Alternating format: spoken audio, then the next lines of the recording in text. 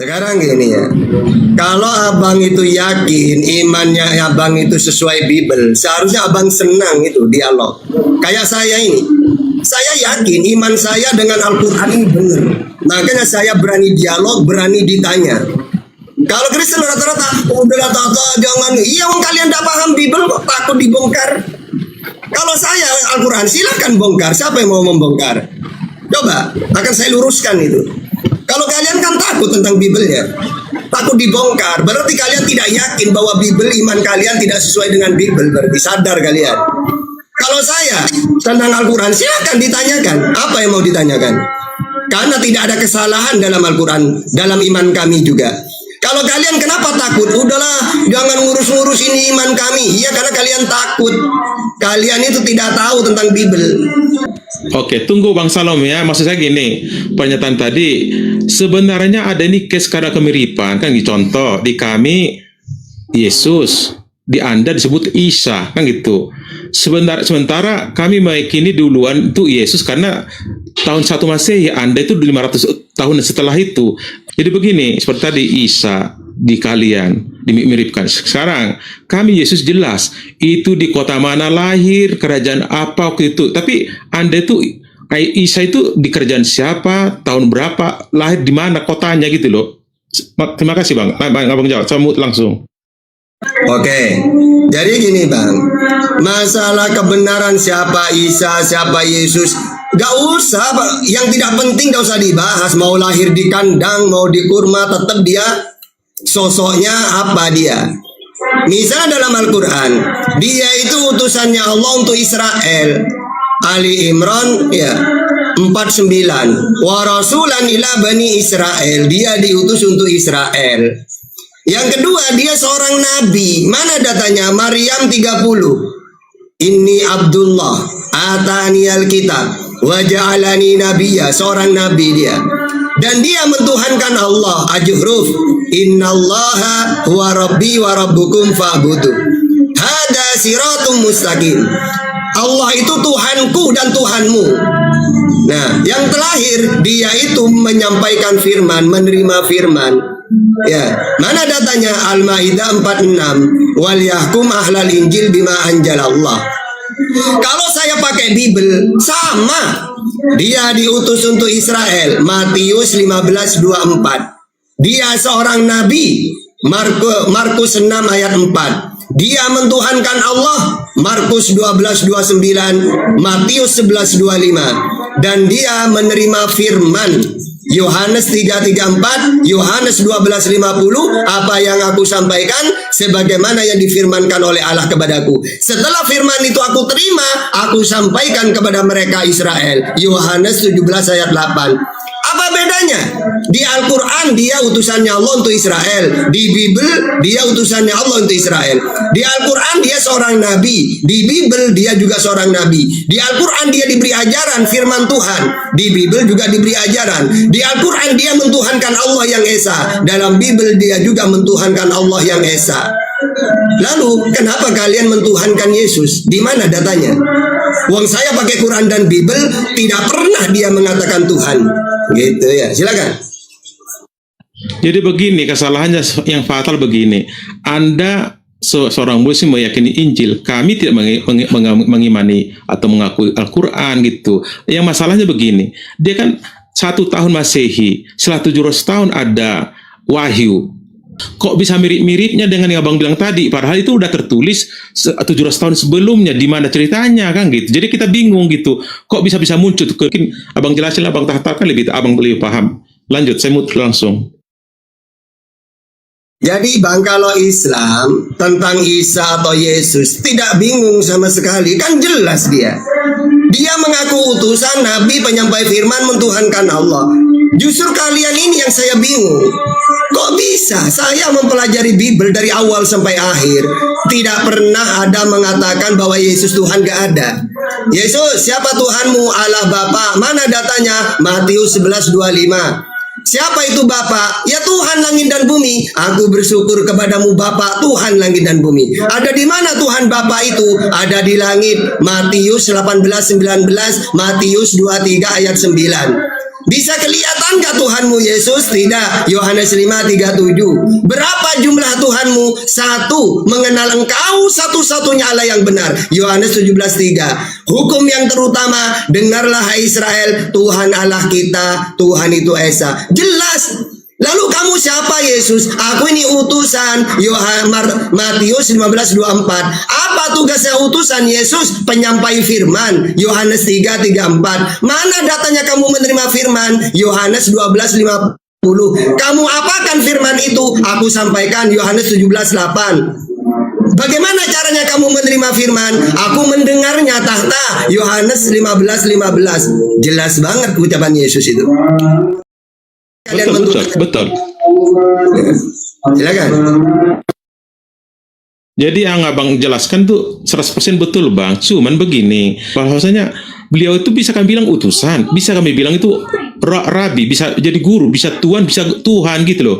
Dalam arti itu kan Tuhan itu sangat dangkal itu pemikirannya, dalam artian dia bukan dari kami, bukan Tuhan pencipta beliau kan gitu. Itu maksudnya. Jadi kadang-kadang ada sedikit perbedaan sangat mencolok antara bahasa Tuhan itu gitu bang. Lanjut, saya mau. Oke. Kayak kita ini harus tahu definisi bang ya. Anda mengatakan enggak tata, dia bisa disebut guru ya, utusan, terus nabi. Nah ini kalau sebagai Tuhan tidak. Sekarang gini bang, tak kasih tahu definisi utusan dan apa itu Tuhan. Utusan ini bang, kata Yesus, penyampai firman. Yohanes 3:34. Sedangkan Tuhan, coba abang pakai KBBI atau pakai Google, apa itu Tuhan? Tuhan itu wujud tertinggi, disembah, dan pencipta dia. Nah kalau Islam udah final itu, wujud tertinggi siapa? Wujud tertinggi Allah. Mana datanya? Allahu la ilaha illa huwal hayyul qayyum, la ta'khudhuhu sinatun wala naum. Coba baca ayat terakhirnya di situ. Apa? Wa huwal aliyul azim. Allah itu maha tinggi, maha agung, maha besar. Berarti wujud tertinggi Allah. Maka memenuhi syarat sudah Allah itu Tuhan. Yang kedua, Tuhan itu disembah. Mana datanya Allah itu disembah? An-Nisa 36. Wa'budullah wa la tusyriku bihi syai'a. Sembahlah Allah, jangan kamu sekutukan dengan apapun. Lalu Tuhan itu harus pencipta. Mana datanya Allah menciptakan langit dan bumi? Ibrahim 32, Sajadah ayat 4, Yunus ayat 3, Al-A'raf 54 ya. Di situ dijelaskan Allahul ladzi khalaqas samawati wal ard. Allah lah pencipta langit dan bumi. Jadi definisi Tuhan ini ada pada Allah. Wujud tertinggi, disembah, pencipta. Kalau Yesus bang, coba menurut Yesus siapa wujud tertinggi? Bukan dirinya, tapi kata Yesus wujud tertinggi adalah Allah Bapa. Mana datanya? Yohanes 13 ayat 16. Bapa lebih tinggi daripada aku. Yohanes 14:28. Bapa lebih besar daripada aku. Berarti wujud tertinggi Bapa yang Tuhan. Yang kedua, Tuhan itu disembah. Yesus menyembah. Bukan disembah Yesus, menyembah. Mana datanya? Yohanes 4:22. Kamu menyembah apa yang tidak kamu kenal. Kami Yesus menyembah apa yang kami kenal. Siapa Tuhan yang Yesus sembah? Allah Bapa. Matius 11:25. Yang ketiga, Tuhan itu pencipta. Nah, sedangkan dalam Kejadian 1 ayat 1, Allah pencipta itu, bukan Yesus. Ya, jadi Yesus gagal menjadi Tuhan. Yang ketiga, yang terakhir, Tuhan itu tidak pernah takluk kepada maut. 1 Timotius 1 ayat 16. Allah juga tidak pernah takluk kepada maut. Allahu la ilaha illa huwal hayyul qayyum, la ta'khudhuhu sinatun wala naum. Jangankan mati, ngantuk gak pernah, tidur gak pernah Allah. Tapi kalau Yesus ngantuk, tidur, bahkan mati. Padahal syaratnya Tuhan harus kekal, tidak takluk kepada maut. Yesus takluk kepada maut dia. Pernah mati dia. Jadi gagal jadi Tuhan ya. Oke, silakan. Iya, kalau pemikiran abang sesuai dengan itu bisa dipahamin. Tapi kami bukan memahami demikian bang. Dalam artian kami memahami sesuai dengan Alkitab itu dalam artian kami tidak mungkin mengotak-atik, padahal itu kan udah dari sononya kan gitu. Perkara itu tidak, kan saya bilang tadi mengarah ke privat. Saya meyakini itu sebagai ya untuk iman saya. Itu aja saya bilang tadi, seandainya Al-Quran itu duluan dari Alkitab, saya mungkin sama dengan abang, kan masanya aja yang berbeda kan gitu. Intinya seperti tadi, kok bisa-bisanya beliau itu bisa menerima wahyu, tapi mirip-mirip 700 tahun yang lalu diceritakan, itu bukan potong-potong. Yesus dibuat jadi Isa, Abraham dibuat Ibrahim, atau kita diskusi ya, dalam artian saya itu mana tahu salah, tolong dimaafkan. Lanjut bang. Oke, jadi ya ajaran para nabi itu sama, ya sama-sama mengajarkan tauhid. Makanya Tuhan yang dikenalkan Musa, Yesus, Nabi Muhammad sama. Memang Nabi Muhammad diutus setelah lahir dia, tapi oleh Allah disuruh meneruskan ajaran Abraham. Summa awhayna ilaika anittabi millata Ibrahim hanifa. Kemudian kami wahyukan kepada Muhammad agar supaya mengikuti milah Ibrahim yang lurus, tauhid. Kita tahu kan, Abraham ini punya dua putra, Ismail dan Ishak. Dari Ishak akan muncul nabi-nabi Israel. Nabi-nabi Israel ini sama. Contohnya Musa memperkenalkan Tuhan itu Esa, Ulangan 6 ayat 4. Diteruskan oleh Yesus, Tuhan Allah itu Esa, Markus 12:29.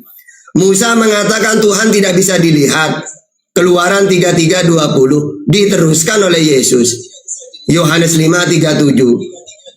Dan Tuhannya Musa tidak serupa dengan apapun. Mana datanya? Keluaran 9:14, Yesaya 40:18. Yesus juga gitu Tuhannya, tidak serupa dengan apapun. Nah, kemudian setelah Nabi Israel selesai, Allah mengutus Nabi Muhammad. Ajaran Nabi Muhammad sama seperti Musa dan Yesus. Allah itu Esa, Qul huwallahu ahad. Tidak bisa dilihat. Ya, Al-An'am 103. Tidak serupa dengan apapun. Asy-Syura ayat 11. Sama. Justru Kristen ini yang beda sendiri. Siapa Tuhannya Kristen itu? Gak tahu saya. Gak ada. Kalau dia mentuhankan Yesus, gak ada datanya dalam Bible. Yesus Tuhan. Yesus ini juru selamat sesuai dengan Yesaya 19:20. Ketika Tuhan ingin menyelamatkan manusia, ya, dalam penindasan, maka dia mengutus seorang juru selamat, seorang. Ya, bahkan ya di dalam Ulangan 18:18 apa di situ isinya? Akan kubangkitkan nabi sepertimu Musa. Nabi. Gak pernah Tuhan, nanti ya aku akan turun sendiri jadi manusia. Gak pernah. Tuhan selalu mengatakan, kalau aku menyelamatkan Israel, maka aku mengutus seorang. Musa, Daud, Yesus. Begitu juga Nabi Muhammad. Orang Nabi Muhammad itu, makanya diutus. Jadi gak pernah Tuhan itu, nanti aku turun sendiri jadi manusia. Gak pernah. Kalau Tuhan turun sendiri jadi manusia, bukan ajaran samawi. Samawi itu apa? Sama, langit.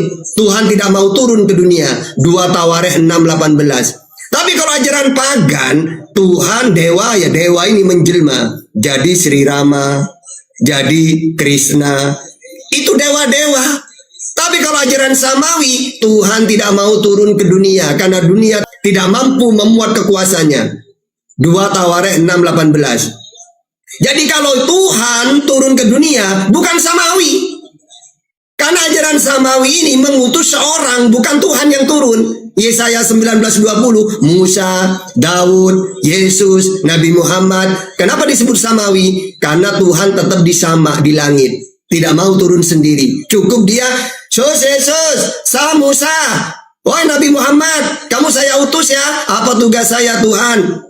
Kamu menyampaikan firman-Ku. Makanya kata Yesus, sebab segala firman yang kau sampaikan kepadaku telah Ku sampaikan kepada mereka. Yohanes 17 ayat 8. Sama seperti Nabi Muhammad. Wa ma yantiqu anil hawa in huwa illa wahyu yuha. Apa yang aku sampaikan, kata Nabi Muhammad, firman Tuhan. Saya hanya menyampaikan. Begitu juga Yesus. Apa yang aku sampaikan sebagaimana yang difirmankan oleh Allah kepadaku. Yohanes 12:50. Ini data semua ini. Gitu ya, silakan. Makasih Bang, saya juga tercerahkan. Saya angkat jempol dengan Abang.